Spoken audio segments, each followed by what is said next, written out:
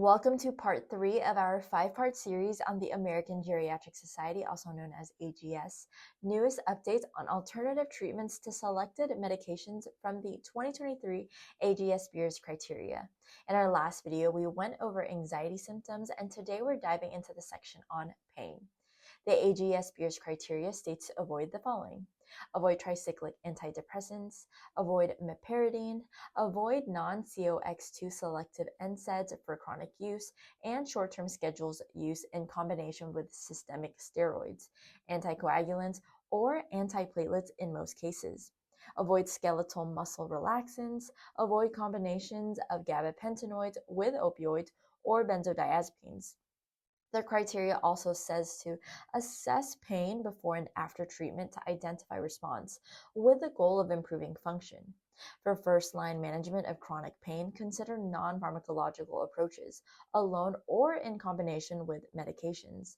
Non-pharmacologic options for chronic pain vary and may include education interventions, exercise therapy, physical therapy interventions, acupuncture, psychological interventions, peripheral electric and/or magnetic stimulation, and repetitive transcranial magnetic stimulation.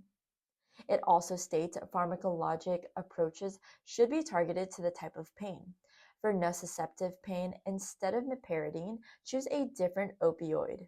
Instead of skeletal muscle relaxants or long-term use of NSAIDs, consider the following: short-term NSAIDs, topical NSAIDs, COX-2 selective inhibitors, capsaicin, rubefacins, and related agents, lidocaine, acetaminophen, intra-articular corticosteroids.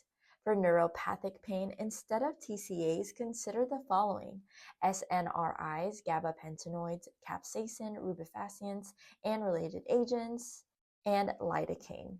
And that wraps up part 3 of our 5-part series on the AGS Beers Criteria alternative recommendations. Make sure to watch the next video where we'll cover the topic of heart failure, and to explore the full guideline from the American Geriatric Society and other clinical decision support tools, check it out at guidelinecentral.com.